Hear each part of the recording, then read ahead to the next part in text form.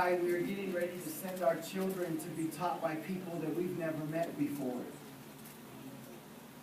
We are going to send our children into a school system taught by teachers who we don't know where their morals lie.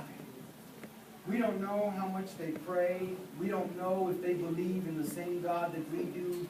Yet for 8 hours a day, we are going to demand that our children hold their attention to every word that these people say.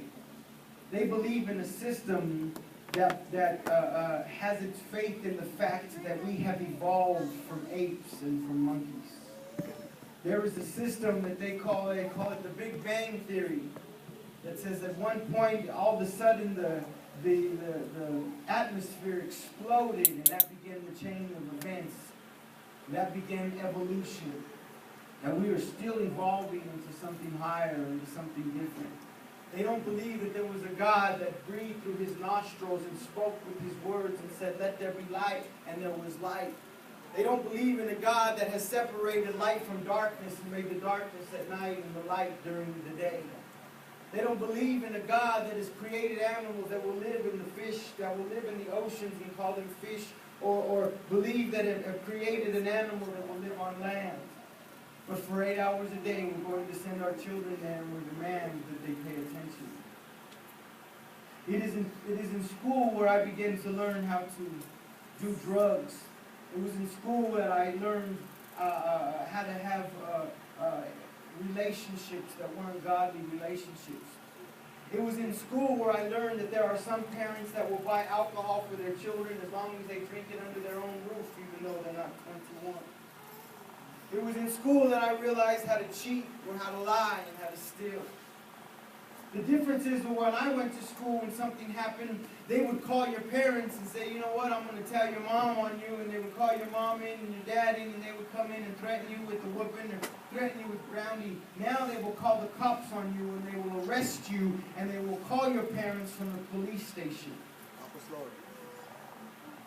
A couple of years ago, my daughter was at school, and she was writing on one of the lockers, and I used to do it. I used to write on my girlfriend's locker, and I used to write on my own locker, and it would be fun, and they would make us go get the soap and scrub it off. When my daughter wrote on the locker, they called the cops and got her for vandalizing and made her go to court. Yes. Just being a kid. Just being a kid. The Bible says, "Teach your children in the way they should go, and when they are older, they will not depart from it." Today, parents, it is your job to teach your children even before the teacher teaches your children. You must understand that you have to tell your children the difference between right or wrong, because the difference between right or wrong in your house is not the same right or wrong in the school system. It's not the same.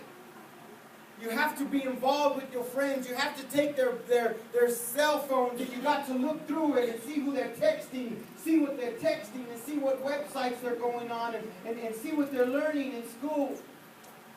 It's your job. It's your job to get involved. It's your job to understand. You know, I know that when me and my wife, when we were young, we began to have our children before we were married. Well, now they're having them even younger.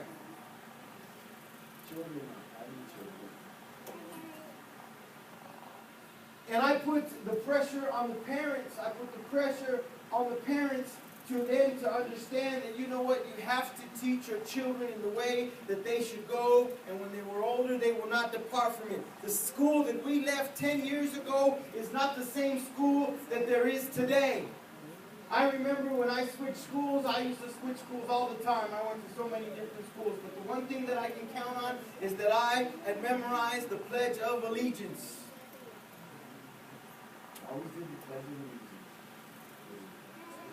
They don't do the Pledge of Allegiance anymore because it says one nation under God. And by saying the Pledge of Allegiance now, we are infringing on the rights of people that don't believe in the same God that we do, the same God that created this wonderful country. We must anoint our children on their forehead before they leave. We must pray over their pillows in their bedrooms when they're gone. We must search through their books and talk about what they've been teaching. What did you learn today? What are they teaching you today? What did you find out today? Who are your friends? Who are their parents? My youngest daughter says, well, can I go over so-and-so's house and spend the night? I say, you sure can, as soon as I meet her parents. Let me see what kind of spirit their parents are from. Let me see what kind of spirit they're talking about. You know what? I can find more out about who their parents are just by my daughter having a relationship with her. Oh, Dad, you should see so-and-so. They're going through a divorce, and he cheated on my friend's mom, and they did this, and she gets to drink, and her older cousin came over. And they'll just tell you everything if you open the lines of communication with your children. Because what I'm trying to tell you, church, is that here in the next few days, you are going to send your children into a place unprotected. And do you know that if you don't send your kids to school, and if you keep them home, and you don't have a good reason for keeping them home, they will arrest you. You have to send your kids to school. But you don't have to send them to church if you don't want to. That's an option. The problem is that, you know what, I want to make sure that you parents and that you children understand, you know what, going to school used to be such an innocent time. It used to be such a great time. Now they got unisex bathrooms where the men, the boys, and the girls can use the same bathroom if they want to. Now you can show up to a school and a guy can dress up like a girl, or a girl can dress up like a guy, and it's totally legit. It's totally legal. It's totally legal. It's not innocent like it used to be. Now at a school dance, the girls can dance with the girls, and the boys can dance with the boys, and now they can dance however they want to dance, listening to whatever they want to.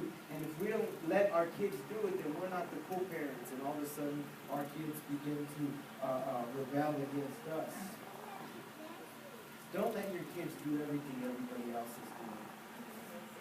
Please don't let your kids do everything that everybody else is doing. You must stand up for them. You must fight for them. You must, even when it hurts, and even when you want to, and even when you wish, and even when you think, they're gonna. I remember going into the 7th grade and having a school dance, and the kid comes up to everybody in the dance, and he was selling drugs to everybody in the dance. And it was just so natural and so easy. But somebody has to say, you know what? I don't do that. You know what? I fear God.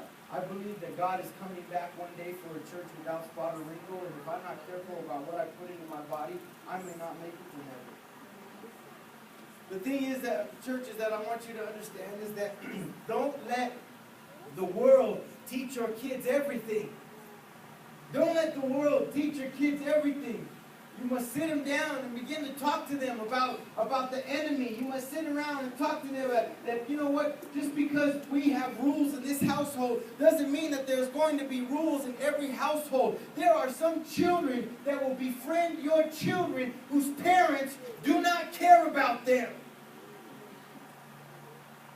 And if you're not careful, and if you don't show them, and if you don't take the blinders off their eyes, and you don't realize that there is a devil out there that is trying to steal your children, and he can't wait for the moments where they feel awkward, where they feel different, where they feel like they're not part of the crowd or part of the status quo. They will take advantage of how they feel, and they will make them do things and say things that they would never ever imagine doing or saying in front of you.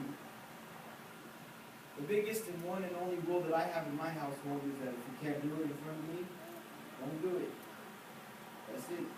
Whatever it is that you're going to do, think about it. Can I do this in front of my dad? If I can't do this in front of my dad, I shouldn't do it. I shouldn't do it. Your kids are going to go to a school where they're going to they're going to be introduced to gangs. Gangs. And it doesn't even seem that harsh at first. At first it's real innocent. At first it's just a couple of guys that hang around. At first, so we don't get picked on, and we don't get beat up, or you have my back and I'll have your back. And the next thing you know, they're hanging out after school, and they're not doing their homework, and they don't care about authority, and they don't care about anybody around them, and now they're just so rebellious, and now they're doing drugs, and now they're carrying guns, and now your innocent little child is getting pulled over for possession, for having a gun. They get their first felony, and they're going to do 8 years in prison. All because you sent them to school.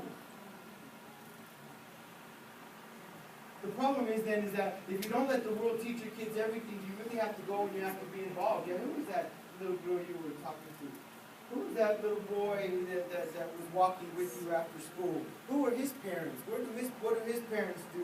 Where do they go? You got to get involved. You got to show up and you got to knock on some doors and say, hey, my daughter's been coming here every day after school and I want to see what's in here and what's going on. I want to know what you believe. I want to know what you think. And I want you to be able to paint a picture for your children because we are losing